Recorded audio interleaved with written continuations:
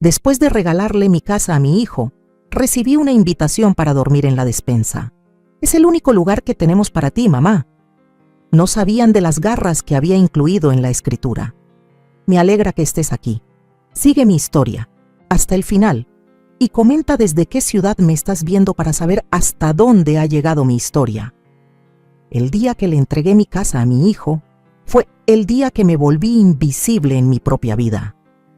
Jamás imaginé que acabaría así, a mis 72 años, con la artritis carcomiéndome las articulaciones y tras sufrir un pequeño derrame cerebral la primavera pasada, decidí que era momento de pasarle mi hermosa casa victoriana a Diego y su esposa, Verónica.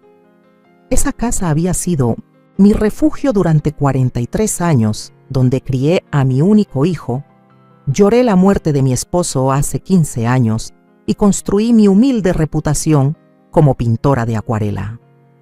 Siempre tendrás un lugar aquí, mamá, me había prometido Diego, con la mirada sincera, mientras firmábamos los papeles en la oficina del señor Peterson. Nosotros nos encargaremos de todo. Verónica había asentido a su lado, con una sonrisa que no llegaba a sus ojos. Será maravilloso tenerte con nosotros, Isabela.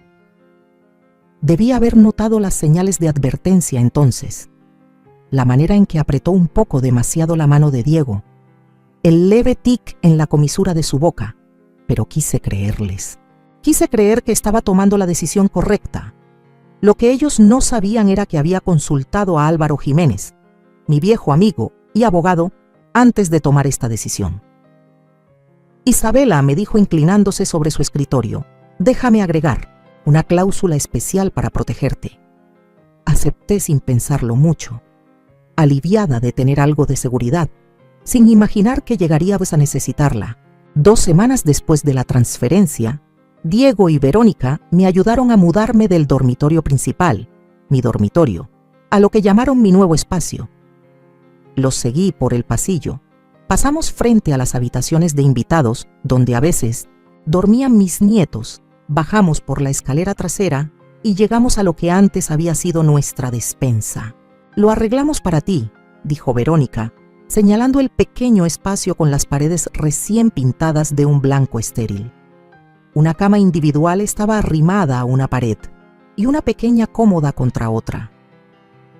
Mi caballete estaba encajonado en 1960, una esquina, con mis pinturas amontonadas en cajas debajo. Vamos a convertir los cuartos de huéspedes para los niños, explicó Diego sin mirarme a los ojos. Necesitan su propio espacio cuando vengan de visita. Me quedé parada en la puerta, con el corazón hundiéndose al ver el cuarto sin ventanas. El aire olía ligeramente a cebolla y productos de limpieza. No hay ventana, susurré. Instalamos un buen sistema de ventilación, dijo Diego apresuradamente, y hay mucha luz.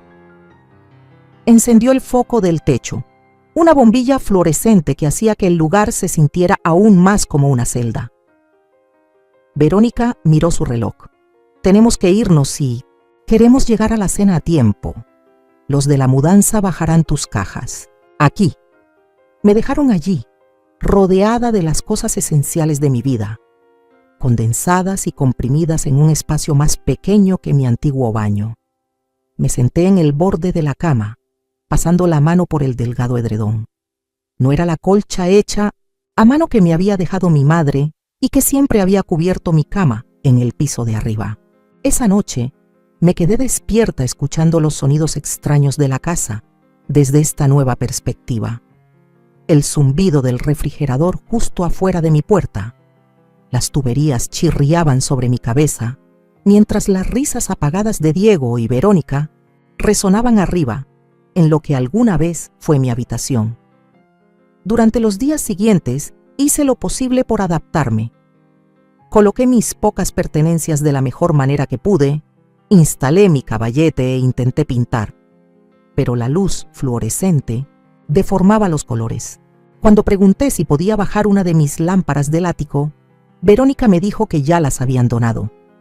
Teníamos que deshacernos de cosas, Isabela, explicó ella, con un tono que insinuaba que debería estar agradecida. Esta casa tiene tanto potencial, pero estaba anclada en el pasado. Durante las comidas, noté que habían reemplazado mi vajilla artesanal por platos modernos y minimalistas. Mi colección de tazas antiguas, que había reunido durante décadas en mercadillos junto a mi difunto esposo, también había desaparecido. Cuando pregunté por ellas, Diego se mostró incómodo.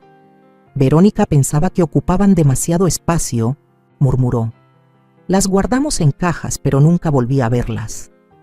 Una tarde, mientras me acercaba a la cocina, escuché a Verónica hablando por teléfono. Es difícil tenerla aquí, decía con la voz baja pero clara. Es como un fantasma que ronda la casa, queriendo que todo permanezca igual. Diego no lo ve, pero ella nos impide hacer de esta casa algo nuestro. Me quedé inmóvil, con la mano apoyada en el marco de la puerta. No podemos mandarla ahí a un asilo todavía. Se vería terrible. Apenas acabamos de quedarnos con la casa. Hubo una pausa. La despensa funciona por ahora. La mantiene fuera del camino. Me retiré en silencio, con el pecho apretado de dolor y traición. Esa noche, por primera vez desde que me mudé a la despensa, lloré, llantos ahogados en una almohada que ya ni siquiera era mía. A la mañana siguiente, me puse mi mejor cara y me uní a ellos para el desayuno. Diego ya se había ido y Verónica apenas levantó la vista de su celular cuando entré. Hay tostadas. Si quieres, dijo sin entusiasmo.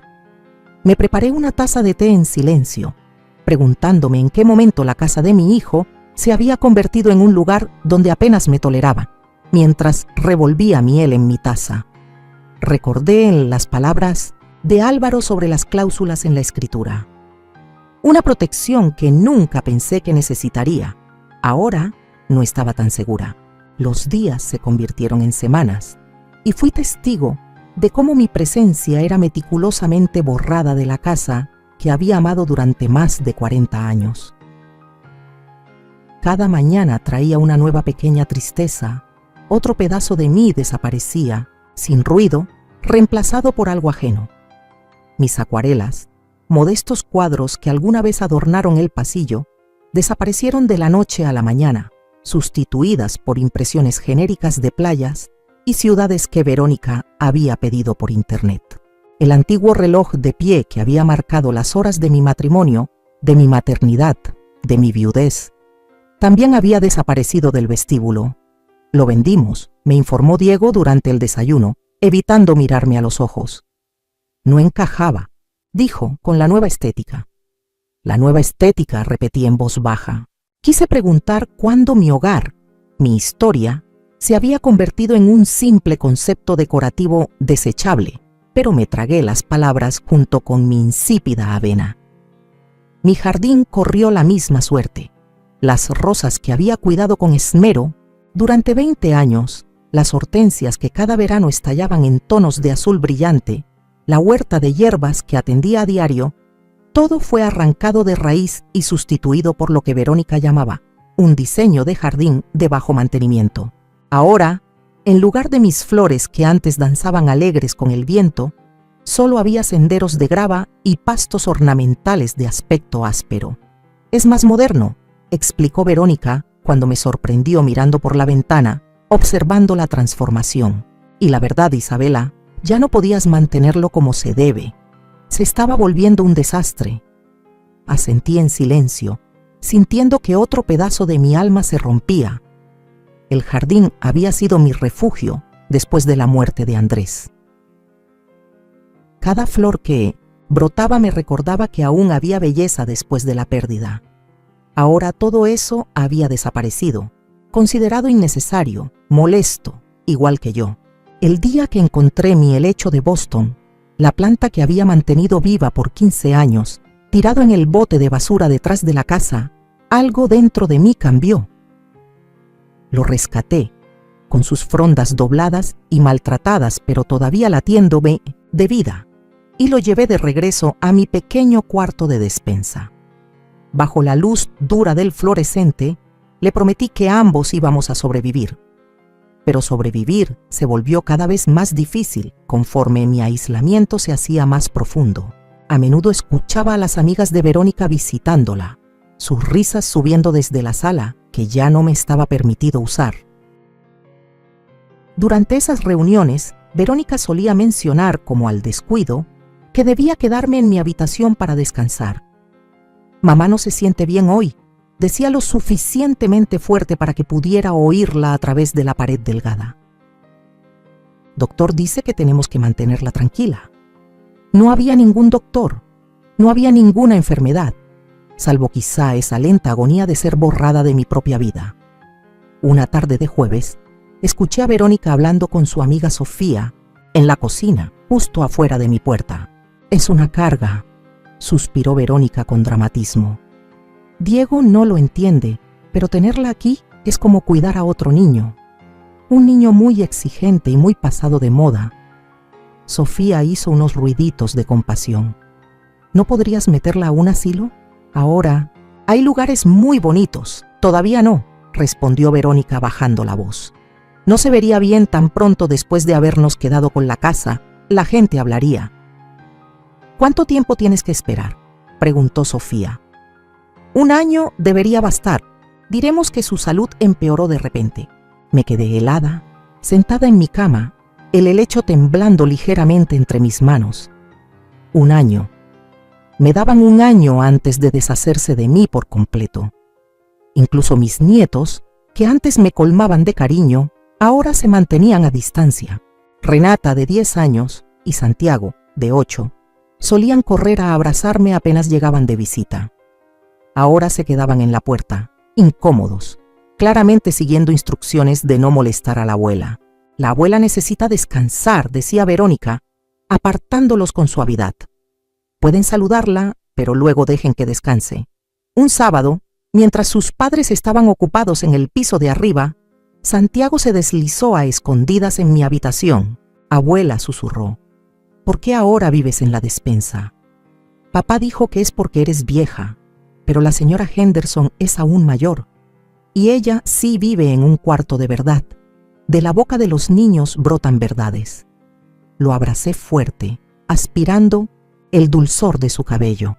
«A veces los adultos toman decisiones difíciles de entender», le expliqué. «Pero yo estoy bien». Él me miró con duda. «Mamá dice que no deberíamos entrar aquí porque es muy triste». Antes de que pudiera contestarle, Verónica apareció en el marco de la puerta, el rostro endurecido por el fastidio. «Santiago, ¿qué te dije sobre molestar a la abuela?». Lo jaló hacia sí, regalándome una sonrisa helada. «Perdón, Isabela, ya sabes cómo son los niños, no conocen límites». Cuando se fueron, me senté en mi cama, las manos temblándome un poco. ¿Era yo algo triste? ¿Me había convertido en una vergüenza que había que esconder? Esa noche, escuché a Diego y Verónica discutiendo arriba, sus voces colándose por las rejillas de ventilación. «No entiendo por qué ya no puede cenar con nosotros», decía Diego. «Es mi madre, Verónica», el doctor dijo. «¿Qué doctor?». «No ha visto a un doctor en meses».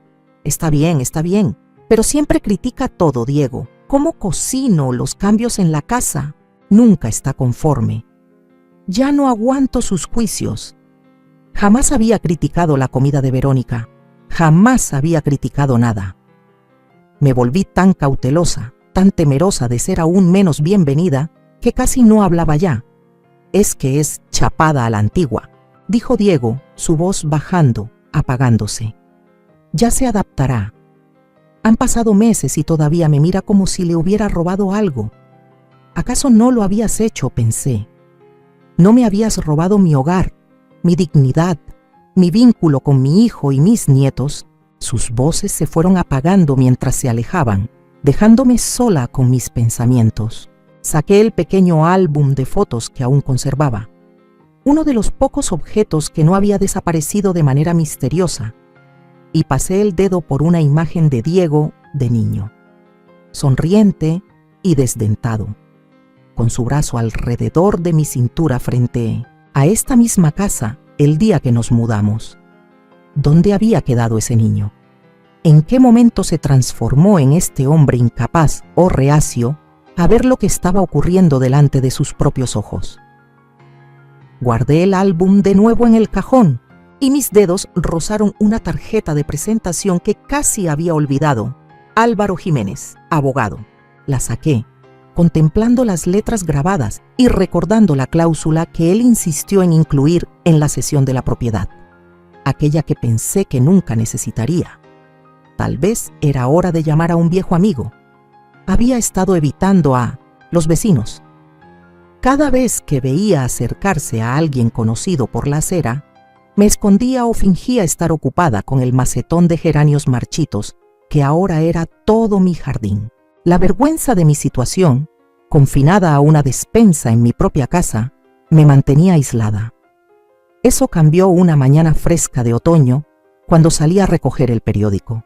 Carmen Salazar, mi vecina de 30 años, podaba sus rosales al otro lado de la calle. Antes de que pudiera darme la vuelta, ella gritó: «Isabela, hace semanas que no te veía». Carmen tenía 80 años, 5 más que yo, con la espalda recta como una vara y los ojos filosos de quien no se le escapa nada. Cruzó la calle con una agilidad inesperada, aún con las tijeras de podar en la mano. «Estás muy flaca», declaró sin rodeos, analizándome con franqueza y pálida como si no hubieras visto el sol en meses. Intenté sonreír. He estado adaptándome a la nueva situación. Sus ojos se entrecerraron. ¿Nueva situación? ¿Te refieres a que te desterraron a ese cuarto trasero mientras Verónica convierte tu casa en una ridiculez moderna que parece un showroom de muebles? Se me abrió la boca de la impresión. ¿Cómo supiste? Fui anoche, me dijo. Verónica me invitó para presumir su desmadrito. Ya sé. Carmen soltó una risa burlona. Karen dijo que apenas reconoció el lugar. Dijo que es como si te hubieran borrado. Esa simple verdad, las palabras como si te hubieran borrado, quebraron algo dentro de mí. Las lágrimas me brotaron antes de que pudiera contenerlas. Carmen no ofreció consuelos baratos ni abrazos incómodos. Simplemente tomó mi brazo. Ven, tómate un té conmigo. Hoy no me duele la artritis y horneé unos escones. Esa mañana, en la cocina luminosa de Carmen, rodeada de su colección de tazas disparejas, tan parecidas a las que Verónica había tirado, me descubrí contándole todo. El cuarto de la despensa, las pertenencias descartadas, las conversaciones a escondidas sobre meterme a un asilo. Carmen escuchaba sin interrumpirme, rellenando mi taza de vez en cuando. Cuando terminé, dejó su taza con un golpe seco. «¿Sabes lo que es esto, verdad?», preguntó. Negué con la cabeza. «Abuso hacia mayores», dijo sin rodeos. «Financiero y emocional. Y tú los estás dejando». «Diego es mi hijo», susurré. «Mi único hijo. Y eso le da derecho a tratarte como si fueras una maceta, olvidada». La voz de Carmen era suave, a pesar de lo duro de sus palabras. «Isabela, fuiste maestra de arte por 30 años. Organizaste los programas comunitarios del Residencia Jardines del Sol. Dirigiste la Sociedad Histórica. ¿En qué momento te convertiste en esto? ¿En un tapete?». Me quedé mirando mi té, viendo las ondas moverse. «¿Y tú? ¿Cuándo te volviste tan directa, Carmen?», se rió. «Cuando murió mi viejo hace 10 años. De repente entendí que ya no tenía tiempo para tonterías». «Y tú tampoco», dijo, apretándome la mano con fuerza. Esa tarde Carmen me presentó a su grupo de caminatas de los jueves. 5 mujeres, todas mayores de 70, todas viudas, todas enfrentando versiones distintas de esa invisibilidad social que también me había tragado. Estaba Teresa, quien descubrió que su hijo le robaba dinero para comprarse una casa en la playa. Patricia, cuya hija la amenazaba constantemente con quitarle la licencia de conducir, a pesar de que manejaba perfecto. Elena, cuyos nietos solo se aparecían cuando necesitaban dinero para la universidad. «Nos llamamos la Rebelión Gris», dijo Patricia, guiñándome un ojo mientras paseábamos por el parque. «Suena más digno que club de señoras enojadas». Por primera vez en meses solté una carcajada verdadera, de esas que salen desde lo más hondo del pecho. Estas mujeres entendían, no me tenían lástima, me reconocían. Reconocían mi historia porque ellas también habían librado sus propias batallas. ¿Qué hiciste?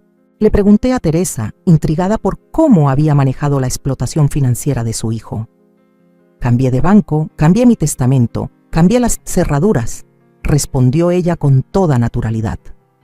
Luego me fui de crucero a Alaska con el dinero, que él pensaba que yo ni sabía que existía. Me inscribí en clases de derecho en el colegio comunitario, añadió Patricia. No para ser abogada a los 76 años, sino para entender mis derechos. El conocimiento es poder, Isabela. El conocimiento es poder. La frase resonaba en mi mente mientras seguíamos caminando. Las hojas de otoño crujían bajo nuestros zapatos cómodos. Pensaba en la tarjeta de Álvaro guardada en mi cajón en Milmsisbetense, la cláusula que había agregado a la transferencia de escritura.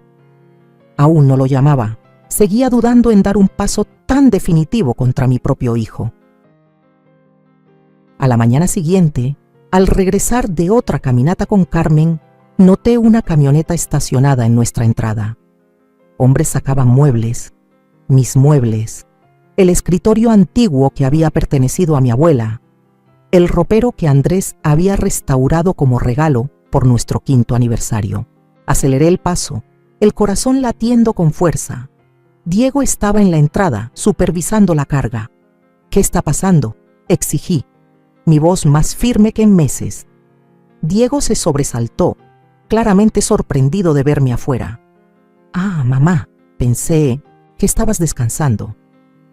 ¿Qué están haciendo con mis muebles?, insistí. Él se movió incómodo. Estamos renovando el cuarto de huéspedes. Estas piezas no encajan en el nuevo diseño. Eso no son solo piezas, dije, viendo cómo los hombres batallaban con el ropero. Esa es mi historia. Tu padre lo hizo. Diego tuvo la decencia de verse avergonzado, pero su voz se endureció. Ya no es práctico, mamá. Tenemos que seguir adelante. Seguir adelante, borrando el pasado.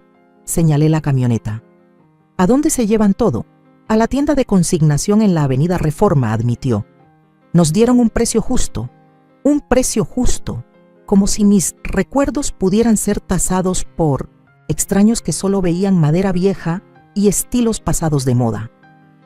Más tarde esa noche, salí a escondidas y caminé hasta la tienda de consignación.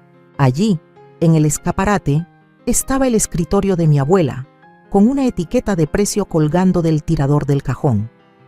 A través del vidrio, podía ver el ropero contra la pared del fondo. La cuidadosa artesanía de Andrés, reducida a un hallazgo vintage para algún esquema de decoración rústica. Mientras estaba allí, la luz desvaneciéndose a mi alrededor, saqué mi teléfono y la tarjeta de Álvaro. Era momento de entender exactamente qué significaba esa cláusula. Era momento de recuperar mi poder. La oficina de Álvaro Jiménez no había cambiado en los 15 años desde mi última visita. Las mismas sillas de cuero, la misma pared repleta de libros de derecho, los mismos diplomas enmarcados. Incluso el propio Álvaro, aunque su cabello había pasado de sal y pimienta a completamente blanco, mantenía el mismo porte reflexivo y la sonrisa paciente. Isabela, dijo, levantándose para saludarme. Ha pasado demasiado tiempo. Me acomodé en la silla frente a su escritorio, apretando con fuerza mi bolso. Necesito saber sobre la cláusula, Álvaro, la que añadiste a la transferencia de escritura. Él asintió, sacando un expediente. Me preguntaba cuándo vendrías a verme. Sinceramente esperaba que no fuera necesario. Las cosas no salieron como esperaba, dije. Una forma muy suave de decirlo. Los ojos de Álvaro se suavizaron con comprensión. Extrajo un documento del expediente y me lo tendió. Sección 4, párrafo C, indicó. Recorrí el lenguaje legal hasta encontrar el pasaje.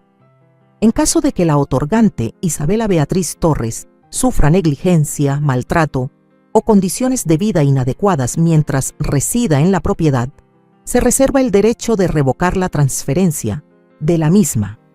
Dicha revocación deberá estar respaldada por pruebas documentadas de dichas condiciones, y provocará que la propiedad vuelva a ser legalmente propiedad de la otorgante. Mis manos temblaban ligeramente mientras levantaba la vista. ¿Esto es legalmente vinculante? Completamente, confirmó Álvaro. Diego lo firmó, aunque dudo que lo haya leído con atención. La mayoría de las personas no lo hacen. Se inclinó hacia adelante. Isabela, ¿qué está pasando en esa casa? Le conté todo.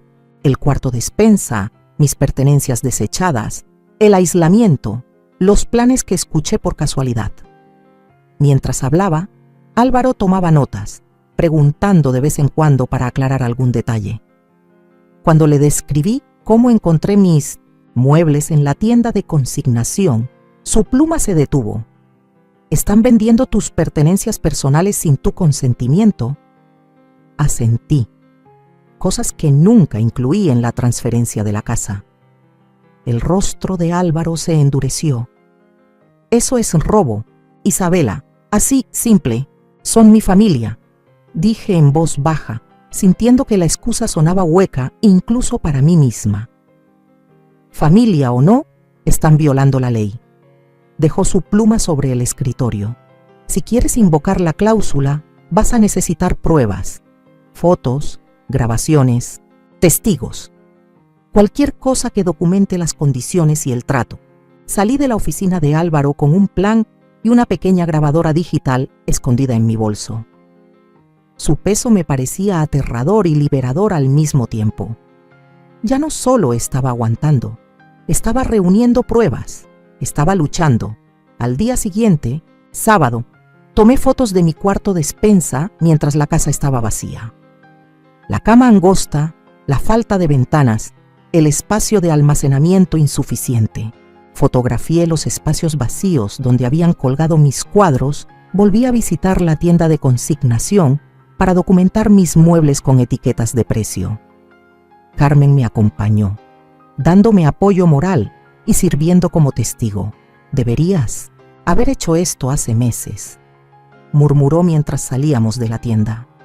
Seguía esperando que Diego viera lo que estaba pasando. Admití que enfrentara a Verónica. Carmen me dio una palmada en el brazo. La esperanza es hermosa, Isabela. La acción es mejor. Esa noche escuché a Diego y Verónica discutir en el piso de arriba, algo que se estaba volviendo cada vez más común. Sus voces se filtraban a través del respiradero de calefacción junto a mi cama. Y esta vez, en lugar de intentar bloquearlas, activé la grabadora. No podemos costearnos esta remodelación. No después de la cocina y el jardín, decía Diego con la voz tensa. El agente de bienes raíces dijo que habría que remodelar el baño si queríamos sacar el mejor precio, insistió Verónica. Me quedé helada. Agente de bienes raíces. Todavía no entiendo la prisa, comentó Diego. Apenas nos mudamos. Diego, tú sabías que esta casa nunca sería nuestro hogar definitivo. Este vecindario es demasiado viejo, demasiado cerrado. Esta casa ya cumplió su propósito. Nos dio un inicio sin hipoteca y una buena ganancia en la plusvalía. Cuando vendamos, podremos construir exactamente lo que queremos. ¿Y mi madre? ¿Qué pasa con ella? Hubo un silencio, luego la voz de Verónica, ahora más fría. Ya hablamos de eso. Residencia. Jardines del Sol tiene una reputación excelente. Es un asilo, Verónica. Residencia de vida asistida, corrigió ella. Y es perfecta para su etapa de vida. No puede vivir sola. Por eso está aquí, ¿recuerdas? Necesita supervisión. Ella nos dio esta casa porque le prometimos cuidarla. Diego protestó, aunque su voz sonaba sin fuerza. Y lo haremos, asegurándonos de que esté en un lugar donde profesionales puedan atenderla como necesita. Nosotros no estamos capacitados. Para eso, Diego, yo no soy enfermera y tú trabajas 60 horas a la semana. Me tapé la boca con la mano, tratando de contener un jadeo. Estaban planeando vender mi casa y encerrarme en una institución. La traición me desgarró, pero también me trajo una claridad brutal. No se trataba solo de incomodarme hasta que me fuera por mi cuenta. Era un plan calculado. Seguí grabando mientras Verónica detallaba su cronograma. poner la casa en venta en primavera, mudarse a principios de verano, tenerme instalada en residencia Jardines del Sol antes de su viaje a Europa en agosto. Podemos usar parte del dinero, decía Verónica, para cubrir su cuidado, y el resto lo destinamos a nuestra casa a medida. ¿Y si se niega?, preguntó Diego. No tendrá opción. El doctor Linden ya considera que necesita más atención de la que podemos darle en casa. Sentí que la sangre se me helaba. No veía al doctor Linden desde 1963, hacía más de un año. ¿Cuándo dijo eso? La semana pasada, cuando hablé con ella. ¿Hablaste con mi doctora sin que yo estuviera presente? Diego sonaba sorprendido, quizás hasta preocupado. Alguien tenía que hacerlo, respondió Verónica con voz suave. Isabela olvida cosas, se confunde. El doctor Linden estuvo de acuerdo en que se necesita una evaluación cognitiva. Apagué la grabadora con las manos temblando de rabia y miedo. Verónica estaba armando el camino para declararme incapaz. Los pasos eran tan claros ahora. Aislarme, estresarme, luego alegar que mi estado mental requería intervención profesional. A la mañana siguiente, revisé mi pequeña cuenta de ahorros, esa que Diego no conocía, y vi que el saldo era mucho más bajo de lo que debía. Solicité los movimientos recientes y encontré varios retiros que yo no había hecho, todos en los últimos 3 meses. Alguien había estado sacando mi dinero. Alguien con acceso a mi información personal, que pudo haber encontrado mi tarjeta bancaria entre mis cosas mientras me ayudaba a mudarme. Llamé de inmediato al banco para reportar el fraude y cambiar todas mis claves de acceso. Al colgar, noté una notificación de correo en mi tableta. Era de la Oficina de Impuestos Prediales, confirmando un cambio de dirección para toda correspondencia futura. Yo no había pedido ningún cambio. Con creciente sospecha, revisé la carpeta de correos eliminados y encontré mensajes borrados de mi compañía de tarjetas de crédito, de mi aseguradora y de mi fondo de pensión. Todos confirmaban cambios de dirección que yo jamás había autorizado. Las piezas encajaron en mi mente con una claridad nauseabunda. No se trataba solo de echarme o vender la casa. Estaban tomando el control total de mis finanzas, mis decisiones médicas, de toda mi vida. Me senté en mi cama angosta, abrazando la tableta, con la evidencia de su traición brillando en la pantalla. Afuera de mi puerta, escuchaba a Verónica tarareando mientras preparaba la comida, sonando completamente satisfecha con sus planes meticulosamente diseñados. Pensé en Andrés, en lo ferozmente que me habría protegido de todo esto. Pensé en Diego, cuando era apenas un niño que me miraba con esos ojos llenos de confianza, creyendo que yo podía arreglar cualquier cosa. Pero Andrés ya no estaba, y ese niño había crecido en un hombre que me estaba fallando en todos los sentidos. Nadie iba a venir a salvarme. Tendría que salvarme yo misma. La noche de la cena organizada por Verónica llegó acompañada de un clima otoñal perfecto, con un aire fresco, cielos despejados y las hojas de los arces que apenas empezaban a tornarse doradas y carmesí. Durante 2 semanas, ella había estado planeando esta reunión, invitando a los colegas de Diego y a sus esposas a lo que llamaba una velada sofisticada para fortalecer las oportunidades de relaciones públicas de Diego. Me enteré de la fiesta solo porque escuché, fingiendo dormir en mi habitación, sus detalladas instrucciones al servicio de catering. Para media tarde, la casa ya estaba impregnada del aroma de comida cara, repartidores entrando con cajas de vino y Verónica lanzando órdenes cada vez más desesperadas al personal que había contratado para esa noche. A las 4, golpeó la puerta de mi habitación, un reconocimiento raro de mi existencia. Isabela, dijo, sin molestarse en entrar. Vamos a tener invitados importantes esta noche. Diego necesita causar una buena impresión ante los socios principales. Levanté la vista del libro que estaba leyendo. Eso suena bien. Lo mejor sería que te quedaras en tu habitación, continuó, su tono dejando claro que no era una sugerencia. Le pediremos al catering que te suba un plato. Asentí dócilmente. La imagen perfecta de una suegra sumisa e invisible, por supuesto. Verónica pareció aliviada, quizás hasta sorprendida por mi fácil aceptación. Bien, gracias.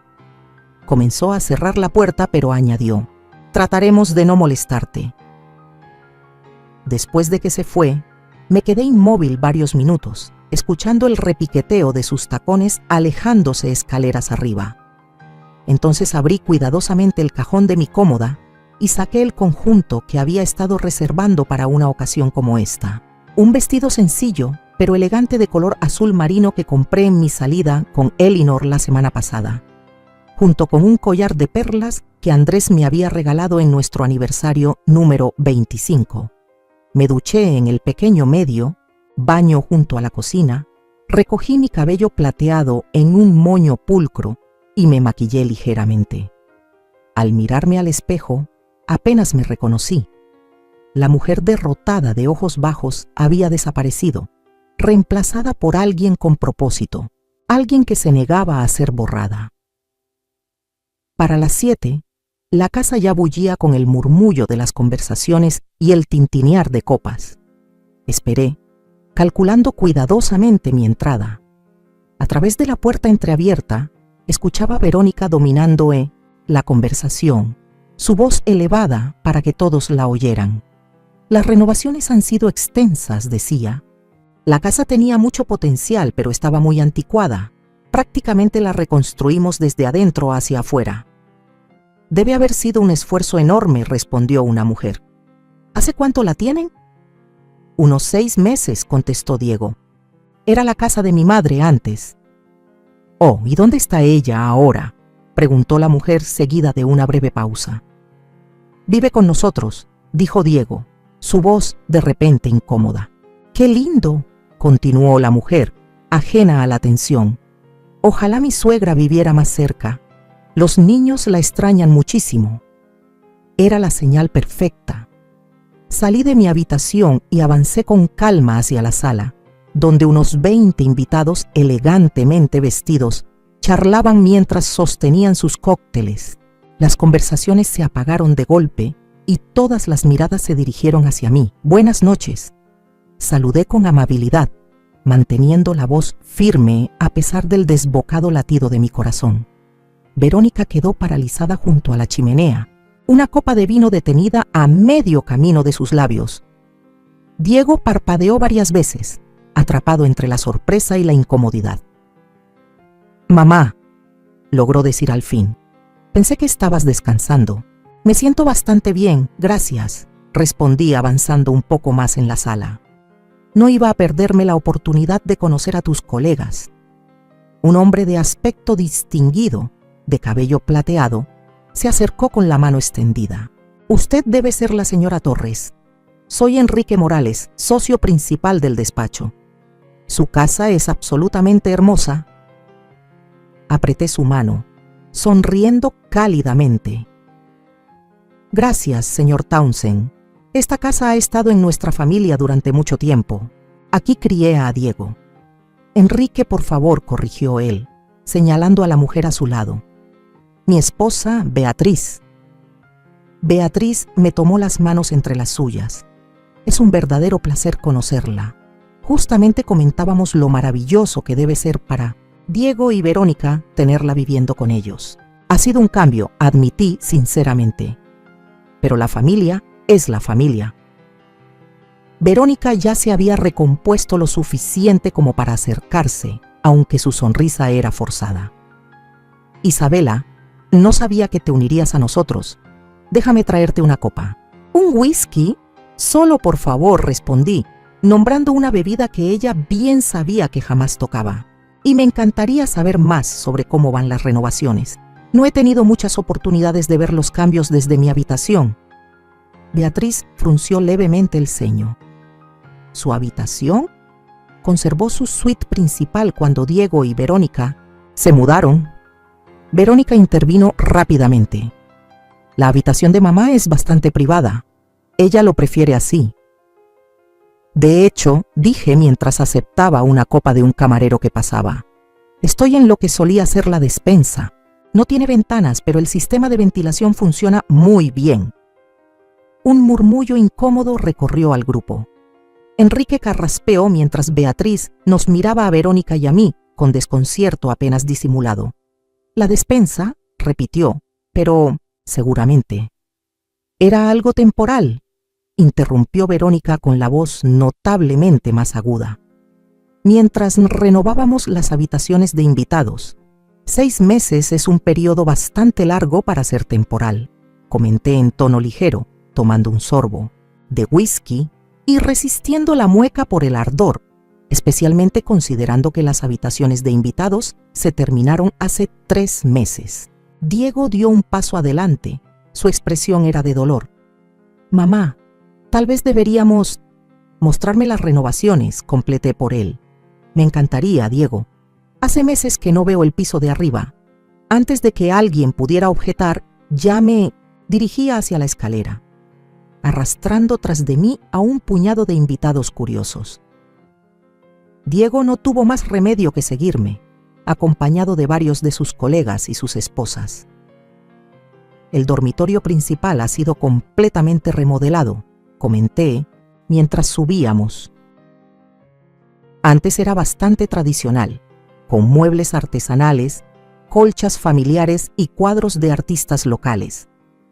¿Artistas locales?, preguntó una mujer más joven. ¡Qué encantador! Sí, di clases de arte en la universidad comunitaria durante 30 años, expliqué. Mis alumnos solían regalarme sus obras.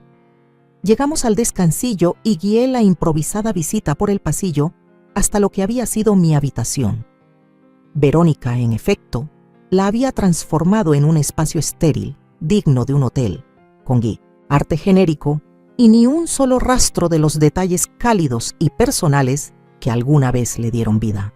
Es muy contemporáneo, opinó diplomáticamente la esposa de Enrique. Asentí. Vaya cambio. Me dirigí al closet, mi closet, y lo abrí antes de que Diego pudiera detenerme. Y tan amplio, mucho más grande que la despensa adaptada en la planta baja. La incomodidad era evidente en el aire. Verónica apareció en lo alto de las escaleras, el rostro enrojecido por la rabia y la vergüenza.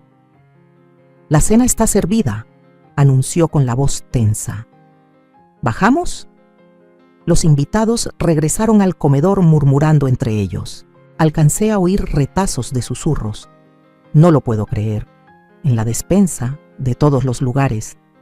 Si mi hijo alguna vez me tratara así, al pasar junto a Verónica, ella me agarró del brazo, sus uñas clavándose en mi piel. «¿Qué crees que estás haciendo?», siseó. La miré serenamente. «Me estoy presentando ante los colegas de mi hijo. ¿Acaso hay algún problema?» «Estás avergonzando a Diego», susurró furiosa. «Y a ti misma». Retiré su mano de mi brazo, suave pero firme. «No, Verónica. Por primera vez en meses no siento vergüenza alguna. Durante toda la cena me comporté como un ejemplo de gracia y encanto. Conté anécdotas de la infancia de Diego que hicieron reír a sus compañeros. Halagué la comida. Hice preguntas atentas sobre su trabajo y sus familias.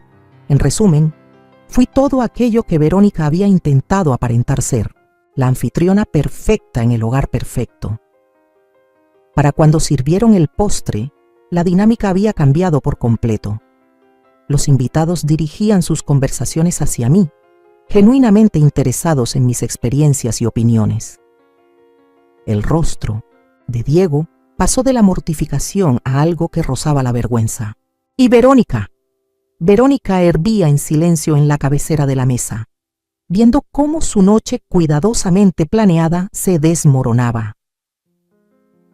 Cuando la velada terminó y los invitados comenzaron a irse, Beatriz Townsend tomó mis manos entre las suyas. «Isabela, ha sido un placer.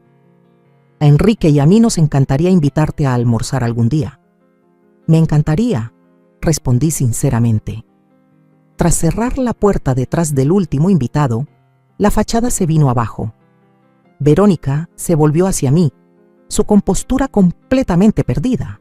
«¿Cómo te atreves?», escupió. Has arruinado todo.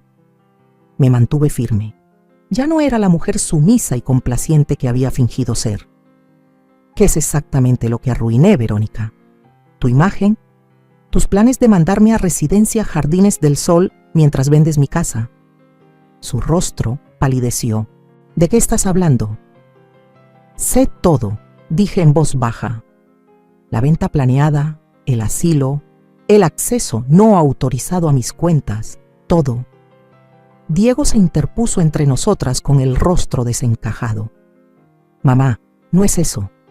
No me mientas, lo interrumpí. No más. Tengo grabaciones, Diego, y estados de cuenta bancarios y testigos. El silencio que siguió fue absoluto. En ese instante, frente a mi hijo y la mujer que intentó borrarme, me sentí más fuerte de lo que había estado en años. Pasara lo que pasara, ya no era invisible, ya no era impotente. Era Isabela Torres y estaba recuperando mi vida.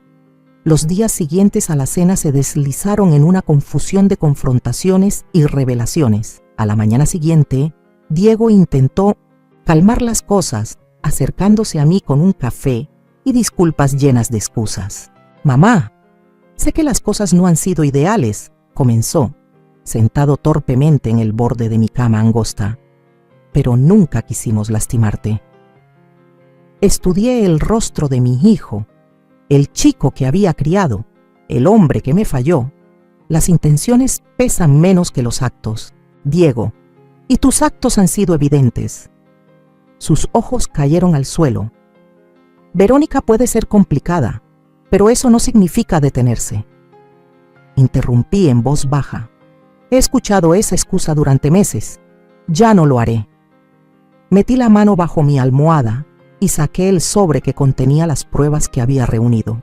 Fotografías de mis condiciones de vida, estados de cuenta bancarios mostrando retiros no autorizados, impresiones de correos electrónicos confirmando cambios de dirección que yo nunca pedí, y la transcripción de su conversación sobre vender la casa y meterme en Residencia Jardines del Sol.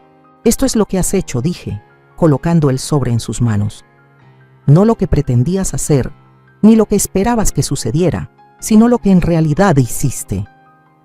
Las manos de Diego temblaban mientras hojeaba los documentos. Mamá, no sabía nada de esto. Los retiros del banco, el desvío de correspondencia. Yo jamás autoricé eso, pero lo permitiste, completé por él. Al hacerte de la vista gorda, al elegir siempre el camino fácil, intentó una última defensa. Queríamos ayudarte, después de tu derrame. Mi pequeño derrame de hace más de un año, del cual me recuperé completamente, me puse de pie, erguida en toda mi estatura. No soy una incompetente, Diego. No soy una niña. No soy una carga que administrar, soy tu madre. Y esta fue mi casa, mucho antes de que fuera tuya. La confrontación con Verónica ocurrió más tarde ese mismo día, después de que Diego se fue al trabajo. Irrumpió en mi habitación sin tocar la puerta, su rostro encendido de furia. ¿Qué le dijiste?, exigió saber. Se fue de aquí como si alguien hubiera muerto. Me mantuve sentada en mi cama, tranquila ante su rabia. Le mostré la verdad. ¿Qué? ¿Verdad? ¿Que eres una vieja manipuladora que no puede aceptar el cambio, que no deja que su hijo tenga su propia vida? Sonreí apenas, lo cual pareció enfurecerla aún más. ¿Eso es lo que te dices, Verónica? ¿Que aislarme, deshacerte de mis pertenencias y planear institucionalizarme era por el bien de la independencia de Diego? Su rostro se endureció. No tienes pruebas de nada. En realidad, sí tengo. Señalé mi tableta. ¿Quieres escuchar la grabación de tu conversación sobre Residencia Jardines del Sol? ¿O prefieres ver los registros bancarios que muestran los retiros de mi cuenta personal, coincidiendo con tus compras? Por un momento, Verónica pareció genuinamente asustada. Luego su expresión se tornó calculadora. ¿Será tu palabra contra la mía? Y seamos honestas, Isabela, ¿quién le creería a una mujer de tu edad, especialmente una con historial de... ¿De qué? Desafié. Problemas médicos, terminó ella con suavidad. confusión, lapsos de memoria, el doctor Linden ha estado muy preocupado. Qué curioso, ya que no he visto al doctor Linden en más de un año, rebatí. Aunque sí hablé con ella ayer, y se mostró bastante sorprendida al escuchar acerca de todas esas consultas que tú dices haber tenido. La seguridad de Verónica se tambaleó visiblemente. Estás faroleando. Llámala y compruébalo. Me puse de pie, reuniendo mi valor. Esto termina hoy, Verónica. Voy a invocar la cláusula del traspaso de la propiedad. Esta casa vuelve a ser legalmente mía. Su risa fue aguda, incrédula. ¿Qué cláusula? ¿De qué estás hablando? De la que mi abogada insistió en incluir, la que me permite revocar la transferencia en caso de maltrato o condiciones de vida inadecuadas. Sostuve su mirada sin titubear, la que Diego firmó sin leer con atención, porque confiaba en mí, como yo alguna vez confié en él. El rostro de Verónica se descompuso, perdiendo todo color. No puedes hacer eso, ya lo hice. Los papeles se presentaron ayer. 3 días después, estaba en la oficina de Álvaro, firmando los documentos finales que devolverían oficialmente la casa a mi nombre. Diego no había impugnado la acción. Después de ver las pruebas, no podía hacerlo. Verónica había amenazado con acciones legales, pero sus protestas se apagaron cuando Álvaro le explicó con detalle lo que sucedería si seguía por ese camino. La exposición pública, los posibles cargos criminales por explotación financiera. ¿Y ahora qué pasa?, preguntó Álvaro cuando solté la pluma. Observé por la ventana de su oficina los árboles otoñales, sus hojas ardiendo en rojo y dorado. Voy a empezar de nuevo. Y eso fue exactamente lo que hice. El primer paso fue contratar a un cerrajero para cambiar todas las cerraduras de la casa. El segundo fue organizar que Diego y Verónica retiraran sus pertenencias, supervisados por Álvaro y Carmen, mientras yo me quedaba en casa de Carmen. Les di 3 días, que eran 3 días más de los que ellos me habían dado a mí para adaptarme a la despensa. Cuando volví a mi casa vacía, el silencio era inquietante y liberador a la vez.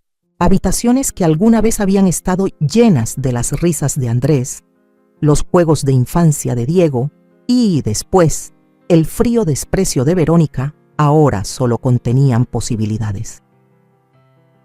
Recorrí los cuartos, rozando las paredes con los dedos, paredes ahora pintadas en colores que yo no había elegido.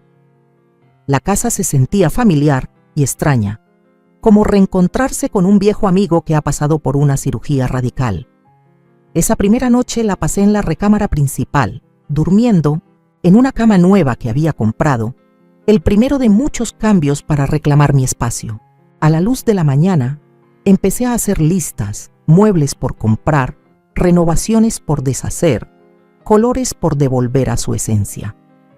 Pero la decisión más importante llegó una semana después, cuando Diego apareció solo en mi puerta, su rostro demacrado por el arrepentimiento.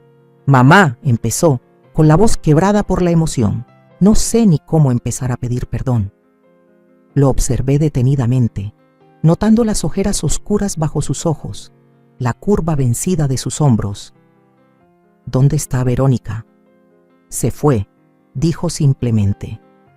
Después de que todo salió a la luz, después de que realmente vi lo que estaba pasando, no pude seguir con ella. Asentí sin sorpresa. «Y ahora estoy tratando de descubrir en quién me convertí», confesó, «y cómo encontrar el camino de regreso a ser alguien de quien puedas sentirte orgullosa». No lo invité a pasar de inmediato. Algunas heridas necesitan tiempo para sanar, y la confianza, una vez rota, no se restaura fácilmente. Ese es un camino que tendrás que recorrer solo, Diego. Las lágrimas le llenaron los ojos. Lo sé, solo. Necesitaba que supieras que lo estoy intentando. Me ablandé un poco. Me alegra oírlo. Con el paso de las semanas mi casa se transformó. No para ser lo que había sido, sino para convertirse en algo nuevo. Volví a colgar los pocos cuadros que había logrado salvar y encargué otros nuevos a exalumnos. Rescaté el escritorio de mi abuela de una tienda de consignación, pagando mucho más de lo que había costado, pero sintiendo que cada peso valía la pena. Carmen y la rebelión gris se convirtieron en visitantes habituales, llenando mi comedor de risas y anécdotas cada jueves por la tarde. Convertí el solarium en un estudio de arte, por fin persiguiendo la pintura en serio que siempre había postergado. Y poco a poco, con cautela, comencé a reconstruir una relación con Diego, estableciendo límites claros y expectativas firmes.